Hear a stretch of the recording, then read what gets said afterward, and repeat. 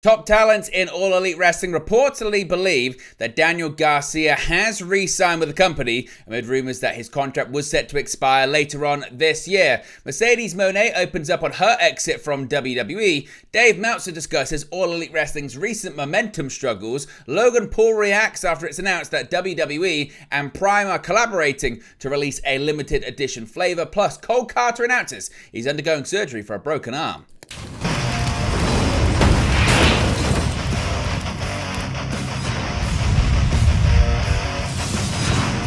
Hey guys, welcome back to Wrestling News 365. Hope everyone is doing very well. As always, there are plenty of news stories to get into in the world of professional wrestling. Let's start off talking about Daniel Garcia, with plenty of rumors and speculation around the future of the AEW star. Now, Daniel Garcia has been with All Elite Wrestling since 2021, and the internal belief is that he'll be around for quite some time. Now, according to Sean Ross Sapp of Fightful Select, sources familiar with the situation have confirmed that Daniel Garcia's AEW contract was set to expire in the fall of 2024, at least as of earlier this year. Now, unless he's re-signed since then, Garcia could possibly hit free agency at just 26 years old, with years of television experience on Ring of Honor and All Elite Wrestling TV. However, according to Sapp in this brand new report, one top AEW name has said that they don't believe he's going anywhere, and in fact, they think he has re-signed with the company. Now, Fightful do stress, when they asked directly to those close to Garcia about his contract status, they said that a lot of his future would likely come into focus soon. Now, Fightful also said they did reach out to Garcia, but didn't get any comment on the record or on background for the story. Now, Garcia, of course, takes on Will Ospreay tonight, live on AEW Dynamite on TBS for the AEW International Championship. Garcia has had some WWE experience in the past. He did have a tryout with WWE in January of 2021, which Fightful were told went exceptionally well for him, to the point that it landed Garcia on NXT television for a match. Of course, WWE didn't sign Garcia, but told him that if anyone else was interested in him, they'd sign him sooner. Now, those that Fightful spoke to said that tryout, among some others in 2021, led to WWE running some specific tryouts for wrestlers with in-ring experience. So what are your thoughts when it pertains to Daniel Garcia? What do you think happens when it comes to his All Elite Wrestling future? Do you agree with those top talent in AEW that speculate he's probably re-signed with the company, hence why he was featured heavily last week, along with Ospreay and MJF? Of course, he's going to be competing for the International Championship tonight. Or is this a case of AEW trying to get Garcia to re-sign by dangling the carrots in front of his face before he puts pen to paper? Let me know your thoughts about that in the comments section below. Now, Mercedes Mone, of course, formerly known as Sasha Banks in WWE, had a quite controversial exit from the company back in 2022, and she's opened up on it really for the first time. In 2022, Sasha Banks and Naomi made waves in wrestling by walking out of a Raw taping. Now, of course, Naomi would later return to the company after a stint in TNA, while Banks became Mercedes Mone and began exploring avenues outside of WWE. Speaking on New York's Hot 97, Mone looked back on her final day in WWE and the reasons behind her departure.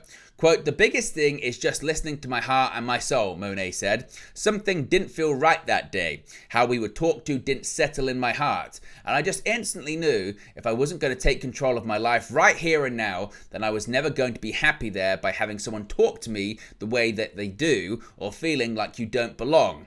Now, having been a professional wrestler for 14 years at that point, Mone felt as though she and Naomi were being treated disrespectfully. It was an incredibly difficult decision to make, according to Mone, and made even tougher by the fact that Mone had wanted to work for the company since she was a child. She said, quote, "It's now the greatest decision I ever made," Mone continued. "The TBS champion, the highest paid woman in women's wrestling history, and I could just go on and on about all of these amazing opportunities that have happened since I listened to my heart and just walked out." Of course, it's now been 2 years and almost 2 months since Mone left WWE, and the wrestler said she's grown more than ever during that time. Prior to joining AEW back in March, of course, Mone teased that one day she does expect to return to WWE, and it had been reported that at one point she was in talks with the company over a return, but since then she's been publicly devoted to her current home. What are your thoughts on Mone's comments about her exit from WWE, as well as what happened all that time ago back in 2022? Now, Dave Meltzer has also opened up on maybe some of the momentum struggles that All Elite Wrestling has had recently. AEW are coming off a hugely successful Forbidden Door pay-per-view once again with New Japan Pro Wrestling, which broke the $1 million mark at the live gate for a third consecutive year. The show was headlined by the critically acclaimed main event between Swerve Strickland and Will Ospreay, with both men solidifying themselves as two of the biggest stars in All Elite Wrestling. However, that hasn't changed the fact that AEW is in the middle of a down period when it comes to TV ratings and weekly ticket sales. Dave Meltzer on Wrestling Observer Radio weighed in on AEW's situation, as he thinks it's fascinating that AEW can put on great pay-per-views each month, which in turn doesn't translate to a boost in business. Quotes, "It's funny with AEW because again this year when you really look at it, you had that Revolution show, and the Revolution show might have been even better because of the main event, just in a different way. They go in there and a lot of these shows, they put on these great shows and you go, man, this is so good, and then it doesn't move anything." Meltzer noted that despite putting on a hot show with a big name main event star, the upcoming episode of AEW Dynamite in Chicago hasn't sold out, and the momentum created by pay-per-views seems to end the moment the show ends. Quote, "The momentum is there the night of the pay-per-view, but then a couple of days later it's not there. I think it's just a difficult time because I've seen stuff in monopoly territories, and you have a show like this and you come out with momentum, you actually have momentum and business changes, but I don't anticipate that happening here. Maybe I'll be wrong." So what are your thoughts on what Meltzer is saying there, and how can AEW translate some of the momentum that they do generate when it comes to their pay-per-view events into weekly television in terms of ratings and ticket sales? Or is AEW just stuck as they are right now, and if they don't change anything, they're not going to change in terms of their weekly ticket sales or ratings? Let me know your thoughts about that too. Now, switching over to WWE, a bit of an announcement today when it comes to Prime, Logan Paul and WWE's budding relationship. United States Champion Logan Paul has reacted to a new limited edition WWE Prime release amid their ongoing partnership. Back in March, United States Champion Logan Paul and Prime business partner KSI appeared on SmackDown, where they officially announced a partnership between WWE and their Prime energy drink. The partnership has seen Prime's logo printed on the mat during premium live events, as well as a branded hydration station being present at ringside for Raw and SmackDown. Today, a new chapter in the partnership was announced, with Prime releasing an official WWE Prime drink available at Walmart, Target, and GNC in the United States. To reply and react to this, Logan Paul simply wrote on Twitter, "Hard."